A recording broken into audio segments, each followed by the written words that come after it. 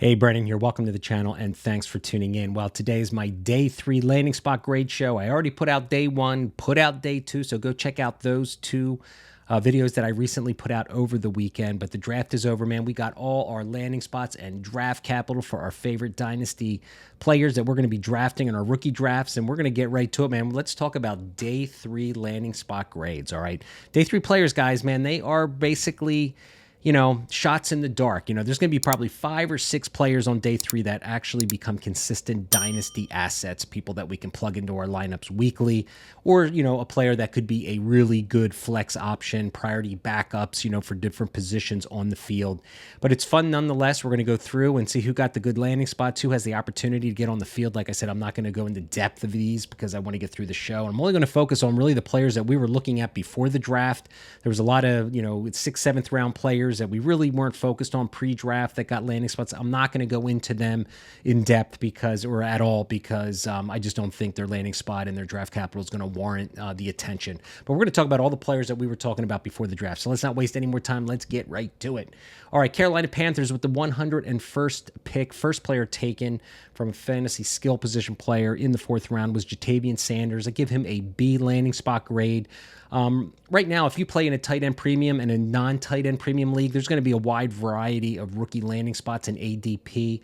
All right, as far as where he is going to be drafted in your rookie drafts. All right, so for discussion purposes today, I'm going to make it not really, I'm going to kind of give you both angles, I guess. All right, but I think he's anywhere from a middle of the 3rd round to the beginning of the 4th round if you play in a tight end premium league. If you don't play in a tight end premium league, I think he's got an opportunity for targets. Tommy Tremble's there. I think he can immediately get work. I think he's going to be a future starter, could be actually part of a committee to start 2024 season. I think he has the potential to be a tight end too, but he's a good blocker, got good hands, he's got good athleticism, good landing spot for Carolina. They're surrounding Bryce Young with a lot of targets in this draft, which is great. All right, the Denver Broncos. Everyone was a little concerned about Troy Franklin not getting day 2 draft capital, but here it is. It's kind of like day 2 draft capital because he was picked very early in the 2nd or in the 4th round on day 3. With the 102nd pick, he's going to the Denver Broncos. I give this a landing spot grade of a B. Bo Nix to the Franklin connection, what they had in college, we're going to see now in the NFL. He's a vertical threat. I think he brings a little something different to this team. Marvin Mims is another vertical guy, but Cortland Sutton is more of a big X kind of possession receiver. So it's going to have to compete with them for targets, but I think it shouldn't be a problem. I think he's going to get on the field and start. I think he's anywhere from a late 2nd round pick to a mid 3rd level rookie pick in our upcoming rookie drafts. All right. I think he's going to be an immediate starter with wide receiver 3 upside. All right. The Giants with the 107th pick select Theo Johnson. I give this a B+ grade. Darren Waller is pretty much going to be retiring. If he doesn't this year, he's got a divorce. He's got a lot of things going on in his life. So I like this landing spot for Theo Johnson. Now, he wasn't super productive at Penn State. I'm a Penn State guy. My son goes there, so I've watched him at every Penn State game. Flashed a little bit, but I don't think he was really utilized a lot. But he went to the combine. He was an athletic freak, tested really, really well. So the base athleticism is there. Now, can they unlock his passing and route running potential on the Giants? Well, we're going to find out. I give it a landing spot of a B+. And again, depending on if you play in a tight end premium league or not, I think he can go anywhere from the middle of the 3rd to the middle of the 4th. Depending on where he is, what kind of league format you play. I think he could be a future starter, probably not immediate, but he's probably going to get on the field year 1. But I think he has, tight end 3 potential, maybe tight end 2, but I think more of a tight end 3 kind of potential for Theo Johnson, but we'll have to see. All right, the Patriots go back to the wide receiver well with the 110th pick and pick Javon Baker. Give this a landing spot grade of an A. Drake May gets another weapon. I think this guy's going to be a clear early 3rd round rookie pick. I've done multiple drafts already, 3 or 4 days after the NFL draft, and he is not getting out of the 3rd round. So that's about where he is going to go. He's going to be an immediate starter. He's going to bring that dog. I love his toughness and his physicality. You watch this kid play, man. He's going to bring some physicality and attitude to the wide receiver room. Him and Polk, I think, are going to do really, really well in New England. So like the landing spot for pretty much getting immediate targets, I think, as a rookie. And I think he has the potential to be a wide receiver 2 or 3 when it's all said and done. And I'm looking at these ceiling values, guys, as like, 2 or 3 years down the road, not as rookies, but what their potential is, when they get acclimated to the NFL and getting, pretty much ingrained in their offensive systems. All right, Baltimore with the 113th pick, select Devante Walker. Give us a landing spot of a C. I think he's a developmental wide receiver. I really don't have a lot of interest in him. Baltimore wide receivers are kind of meh for me. I mean, Zay Flowers is an exciting prospect. They got Bateman, Aguilar is there. They just re-signed him, I think, to a 1 or 2 year deal. So I think Devante Walker, they probably know that he's a raw player. So, I don't know if he's going to get on the field early and often, but I think it's going to be a more wait and see kind of look with him. It'll be a nice, maybe a future starter, but I see him as a clear 4th round rookie pick right now in the mocks that I've seen and had participated in. And I think he's got wide receiver 3 or 4 upside. All right. One of my favorite tight end landing spots. This is a guy I'm going to be targeting in all of my rookie drafts, and that is Eric All, another Iowa tight end. You can't blank on Iowa tight ends, man. I mean, they just produce tight ends year after year. Didn't get a lot of production at Iowa, but man, he goes to Cincinnati. I give this a landing spot of a B+. Mike Gesicki's there right now, and he's a fading and declining dynasty asset. He has not lived up to the billing after his early success in the NFL. So I give it a B+ rating. I think he is a clear, 4th round, selection in a non, tight end premium league. Tight end premium league with a Cincinnati landing spot. He might sneak into the 3rd, but I think he's more likely a 4th round draft pick as we see here, and I think he could be a future starter with tight end 2 upside. All right. Miami going back for speed. All right. Selects Jaylen Wright here with the 120th pick in the 4th round. Give this a landing spot of a B. I have a feeling that Achane and Wright are going to be part of a committee. I think they're going to be working hand in hand. You got Mostert there, but I could see him in a year or 2 moving on. Jaylen Wright, I think, is a little raw, right? He comes from Tennessee, really didn't face a lot of stacked boxes, but he's got that explosiveness. He's got the hands out of the backfield. He's got the acceleration. He's got the speed, right? That's what Miami, they go for the speed, right? That's what their calling card is. So, I don't think Jaylen Wright was going to come in and be a bell cow anyway. So it's a good landing spot if they're going to mix Achane, and, we'll have to see if Achane can stay healthy. But Jaylen Wright, good landing spot. I think he's a late 2nd round pick to a middle 3rd round pick, depending on your league. I think he's going to be part of a committee right out of the gate this fall. I think he has RB2 or 3 upside. All right. A.J. Barner from Michigan goes to Seattle. Seattle selects A.J. Barner with the 121st pick. Give this a B landing spot. I mean, Noah Fant is just a jag. I mean, he was traded from the Denver Broncos a year or 2 ago and just has not been really productive. Maybe A.J. Barner is could be that guy, but I think he's going to be more of a blocking tight end. So I'm looking at him as a late 4th, early 5th round pick. Even in a tight end premium league, I don't think people are going to get super excited about A.J. Barner. For me personally, I think he's going to be part of a committee with tight end 3 upside. Another interesting landing spot for another tight end. Little run here on tight ends here in the 4th round. Kade Stover going to the Houston Texans. I give this a landing spot of a C because I'm a Dalton Schultz believer and truther, man. I've got so many shares of that guy. And I just think, he's going to be a 5th round pick in our rookie draft. I think he's going to be an afterthought because Schultz is there. I mean, he's going to be a good backup, I think, if something were to happen to Schultz. I mean, maybe Kade Stover can come in and be productive in a year or 2, but I think he's a tight end 4, maybe 3, but more looking like a tight end 4 who could be just a backup for the majority of his career if, in fact, Schultz does not get injured. All right. Tampa Bay going with the 125th overall pick in the draft, selecting Bucky Irving. Give this a B+ rating.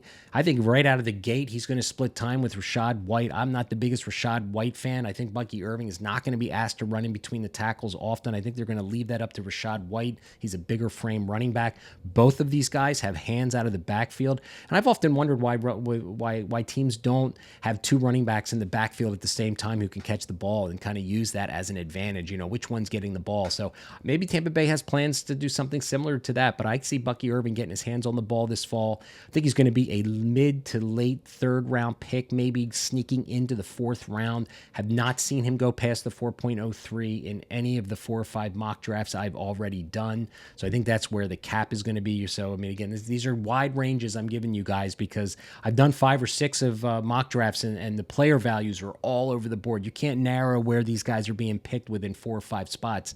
I haven't seen it that way yet. I think people have different values for different landing spots for different players and pre-scouting, analysis. So, I mean, I think I'm trying to give you a range, so when you go into your rookie drafts, you'll have at least a general idea of where these guys are going to come off the board. I think he's going to be part of a committee with RB2/3 upside in a year or two, if in fact he is an integral part of the game plan in Miami. All right, Will Shipley going to my Philadelphia Eagles. I give this a C+ rating.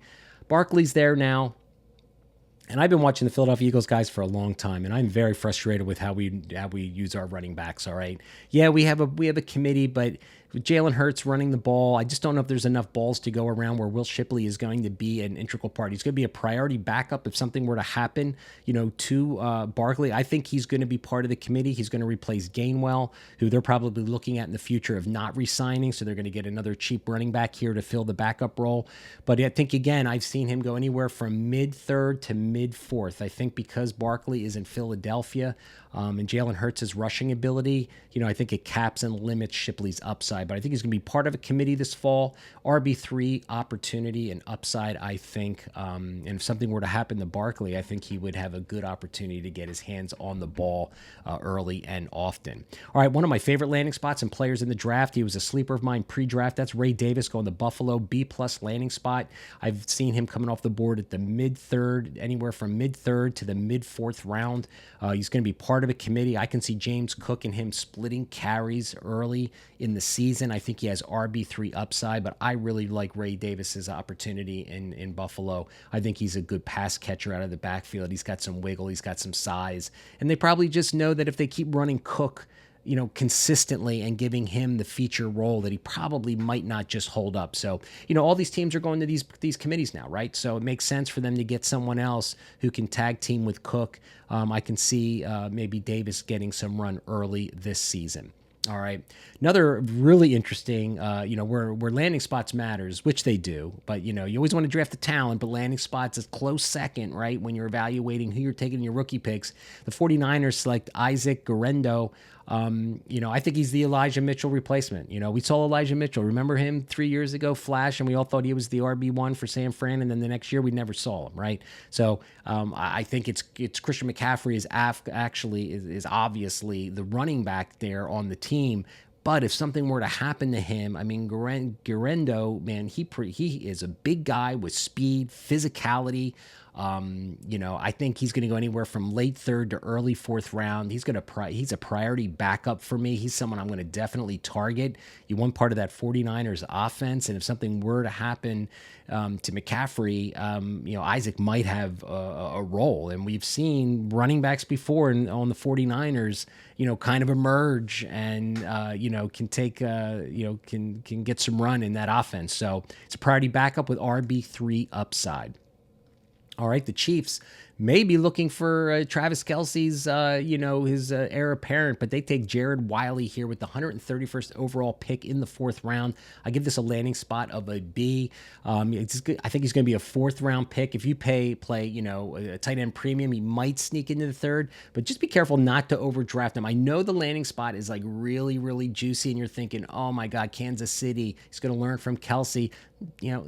Got to have the athleticism and the ability to play too. So Jared Wiley, I mean, he's, with the 7th, 8th tight end off the board here. It tells you something in itself. So just don't overdraft him because he's on the Chiefs. I know a lot of people are going to go nutso and thinking like, oh, I'm going to take a stab at him. We all love the landing spot. We all love the potential. He was a sleeper of mine before the draft too, but I'm just saying don't reach for him like in the mid-third or something like that thinking you're getting the diamond in the rough. Just take it easy and take a breath, all right? So, all right, really interesting landing spot. The Jets, with the 134th pick, take Braylon Allen. I give this a C landing spot grade. I was not a Braylon Allen guy coming into the draft. I think he doesn't play up to his size, and I think he has limited lateral ability to really make guys miss in the NFL level. But anyway, I guess the Jets were looking for, a banger behind Breece Hall, right? I mean, they drafted Anaconda last year in the fourth round. And then we're going to talk about a guy here in the 5th round, another running back that they drafted. So this is just a messy backfield. It's Breece Hall's job. I mean, that guy stays on the field for the majority of the time, and he should. I'm expecting Abanikanda to probably get most of the second, run out of that backfield this year and not Braylon Allen. So this is not a great landing spot for him. He's still going to be drafted because there's still people out there that had him as their RB1 and 2. And for those guys, they're probably still going to believe in the talent. Certainly understandable. I'm not going to be one of those players, one of those people rather. But mid-third, again, mid-third to mid-fourth in the 5 or 6 mocks that I've done already, this is where I've seen him come off the board. I think he's going to be a priority backup, and he's got RB2 and maybe most likely RB3 is where he is going to be capped out playing behind Breece Hall. All right. So one of my favorite receivers coming into the draft, my late round guys, couldn't ask for a better landing spot. Jacob Cowing going to the 49ers. I want you to go on this YouTube channel, guys, and go take a look at the highlight film I put together on his last game of the season playing for Arizona. The dude was physically unstoppable. Now, he went to the combine, came in shorter than he was, lighter, shorter, and I get it, but I'm giving a landing spot of a B, man, because it's for the 49ers. There's all this talk about what are they going to do in their wide receiver room. They drafted Pearsall in the first round. I get it, but they're doubling down on the wide receiver position. And again, I mean, is anywhere I see going from the 3rd through the mid-4th. He's going to be a backup player to start out, but I think he's got wide receiver 3 opportunity upside. Most likely a wide receiver 4, but it all depends on if they keep Ayuk or not. If they re-sign him and they re-sign Deebo Samuel, well, then Jacob Cowing is going to be a flex guy maybe once in a while if there's an injury, but he's probably not going to see the field a whole lot.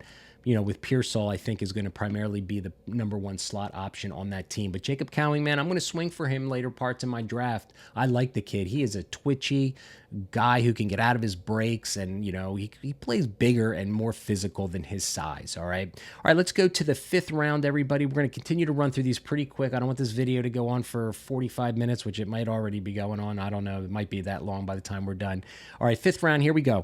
Denver selects Audric Estime, 147th pick in the draft. I give it a landing spot of a B. Javonte Williams is the guy. He's been nicked up, hurt, new regime in town. They want their own guy. I'm still banking on Williams getting the majority of the carries. I like Audric Estime, but this is a 5th round player, everybody. We got to just temper our expectations. Running backs in the 5th, 6th, 7th rounds. Typically, I know Isaiah Pacheco's out there. There might be a diamond in the rough, but don't overdraft these running backs. But he's going to be a priority backup, might be part of a committee. Again, I see him going in the mid-3rd to the mid-4th. And, you see these wide varieties of ADP, everyone. That's because we're early in the rookie draft season. I'm sure a lot of these things are going to firm up and get closer to 5 or 6 within 5 or 6 picks. But I love it, the fact that I see these rookie picks, these rookie drafts, and they're not chalky. People are taking people all over the place, which is awesome to see. I think he's got RB3 upside possibly. With the New Orleans Saints with the 150th pick, Spencer Rattler finally in the 5th round comes off the board. I give this a B landing. He can sit behind David Carr for a while. I think he's a 4th round pick, even in a super flex. Maybe goes into the 3rd round, but with Carr there, I think it's going to be a little while before he ever gets on the field, and he's most likely will be a backup for the rest of his career. But in any case, maybe if he gets on the field and has an opportunity in 2 or 3 years, maybe a QB3. We'll have to see. Philadelphia with a fantastic selection. Ainias Smith, a player that I talked about pre-draft as well, going to my Philadelphia Eagles. I give this a B+ rating. Philadelphia does not have a slot receiver that I'm happy with on the roster, and I think Smith is going to come in, and I'd love to see him get that role early on. All right, he's most likely going to be a 4th round rookie pick. I think he's a priority backup. If you've got wide receivers on the Eagles on your Dynasty roster, I'd pick this guy up. I'm sure they probably selected him to do more of the special teams, punt returns, and with the new kickoff rules, maybe being a part of that. But Ainias Smith is an underrated receiver who just kind of fell off production-wise at Texas A&M. But this kid's tough. He's got some movement skills. He's got some yak ability. Super excited, the Philadelphia Eagles. I had a feeling he was in town 2 weeks ago. There were reports that he came in for a visit, and I had a feeling they were going to take him. All right. Talk about bad landing spots. Jamari Thrash goes to Cleveland, all right, with the 156th pick, all right. I'm going to give him a C landing spot grade. So wide receiver room's full, fellas, man. You got Amari Cooper, you got Elijah Moore. They just traded for Jerry Jeudy, all right? I think he's a 5th-round player in a rookie draft, someone I am not going to target. I don't care how fast he is. I think he really lacks the physicality to be a consistent dynasty asset on our rosters, all right? I think he's a backup player, a wide receiver 4 at most, somebody that I am not really going to be targeting and have very much interested in. However, the next player I think I am going to be interested in, very interesting landing spot, that is Rashaan Alli going to Baltimore with the 165th pick in the 5th round. I give this a B+ rating. All right, we all know Derrick Henry's in town, right? We know Keaton Mitchell kind of flashed last year, tore his ACL. He'll probably be back, but he might take a while to get back into the firm, into getting to some production. Rashaan Alli's a physical receiver, or a physical running back, rather, who's got some ability to catch the ball out of the backfield. You might have to wait a year or two for production, but this is a guy I'm going to take a swing with in the middle of my 4th rounds. And if he lands and it goes to the 5th round, probably won't last in the 5th round, but I did a mock last night, and he didn't go to 5.03 in that draft. So, again, I think until everyone digests all these landing spots, there's going to be a wide variety of landing spots in our rookie ADP for a lot of these players, all right? But, again, great landing spot in Baltimore. Derrick Henry probably is I think he signed a 1-year deal, so you just never know. But everyone loves the Baltimore running backs, right? So another player with a good landing spot, I give a Giants select Tyron Tracy Jr. I give this a landing spot of an A. I mean, they have Devin Singletary there. They have Eric Gray, who they drafted last year, who's just a jag in my opinion. Tyron Tracy Jr., I think he's a nice, overall player. He's never going to be a bell cow. I think he was a former wide receiver, at Iowa, transfers to Purdue, runs the ball for 2 years, was good, but I think he lacks the physicality. He's going to have to really go get built up and really get a lot more strength to be a runner in the NFL on a consistent basis. But I love the landing spot because Devin Singletary is a good player. Love he's a scrappy, player as well. Will probably get the majority of the carries. I've seen Tyron Tracy not get out of the 4th round. All right, good landing spot. Everyone thinks there's an opportunity, and there very may well be. So I can see why he's getting that. But he's going to be part of a committee, and I think he's got RB3 upside. All right, the Jets selected Isaiah Davis, C- landing spot, just after getting Braylon Allen. I think people are like scratching their heads like, what the fuck is going on, right? I mean, Isaiah Davis is a player that a lot of people had as a little bit of a sleeper, but he's so buried on the depth chart right now, we're probably never going to see him. So he's a 5th-round player in your rookie draft and might actually go undrafted. I think he's a backup player with RB4, ceiling potential. All right, we're going to talk about 5 more players, guys. All right, 6th round. Kamani Vidal got the landing spot we've all been dreaming for, going to the Chargers. Give this an A. They got J.K. Dobbins coming off another severe injury. Gus Edwards, seems to get nicked up as well. And they got Isaiah Spiller still on the roster, right? But I'm going to give this a landing spot of an A, all right? Because this guy is a unique player from Troy, physical enough, can catch the ball out of the backfield. I haven't seen him come out of the 4th round with that landing spot. So you better, if you want Vidal on your roster, you better get him in the 4th round of your rookie drafts because he's not going to make it out of there. And in some cases, I saw him out of the 4 or 5 drafts I did. He came out 4.02 was the soonest I saw him come out. But I'll bet you that he's going to be a 3rd rounder as momentum builds with, as we get more, as like I said, we digest this information. All right. The Dolphins with the 184th pick select Malik Washington. I give this a B-. Just because it's a depth. You got 2 really, really good receivers there, but he might get on the field as a slot option as well, all right? We will have to see. I've seen him going from the 406 to the 506 in rookie drafts ADP. I think he's a depth player with wide receiver 4 upside, maybe wide receiver 3 if he gets an opportunity, if like Waddle doesn't get re-signed or they trade Hill or whatever. But, with those 2 players right now and Achane out of the backfield and Jaylen Wright, I think there's going to be a really tough time for targets to be distributed to all these receivers. So the Raiders selected Dylan Lobb with the 185th overall pick in the 6th round, a B+ rating. Now, Zamir White is not known to be a pass catcher, and Lobb is. So I could see him being immediately used as part of a committee and going like a 1A, 1B, and maybe trying to get him on the field early and see what he can do. So I'm going to definitely, be targeting Lobb later in my 4th and 5th round of my rookie drafts. I think he's more of a depth player, but B+ landing spot. I think he could have an RB3 or 4 if the Zamir White doesn't work out. So it looks like they're going to give Zamir White a chance to run the rock this year. I got a couple shares, so we'll have to see how that works out. All right, round 7, only 2 guys I'm going to talk about to keep this video somewhat short. And is Brendan Rice going to the Chargers, giving this a a landing spot grade of a B. He's a 5th round rookie pick. I've not seen him drafted before the 5th round in the mocks that I've done already. I think he's a depth player with wide receiver 4/5 upside. I don't know. Maybe he emerges big physical receiver. I just think he lacks the elite route running to create space in the NFL. Hence the reason he is a round 7 wide receiver selection. And the last guy I'm going to talk about, another Dolphins speedy receiver they take, is Taj Washington. Again, I'm giving this a C- grade because he is a 5th round player. Also in our rookie drafts, I think he's a depth player. You got Malik Washington we just spoke about, but the Dolphins go for speed. I get it. Taj Washington was great at USC. My podcast co-host Jason probably is not happy with the round 7 draft capital. He was super excited about him going into the draft cycle. But nonetheless, you just never know what can happen. But again, C- grade for him. And there you guys got it, man. That is my day 3 landing spot grades. I want to let everyone know, man, if you're still watching this video, thank you. Hit that subscribe button. I am going to be doing a breakdown in the next 2 weeks of the 2025 quarterback, running back, wide receiver, and tight end classes. So you're looking for a YouTube channel out there, man. I'm going right into the 2025 class. I'm letting all the Dynasty YouTube channelers out there talk about these rookies for the next 3 months, but I've been scouting them for 3 years and I'm ready to turn the page. So hit that subscribe button if you want to start learning about next year's class. You play Dynasty, Fantasy, or even Devy, C2C, all those formats. I play in all those formats. It's getting ready to talk about the 2025 class. Thanks for watching.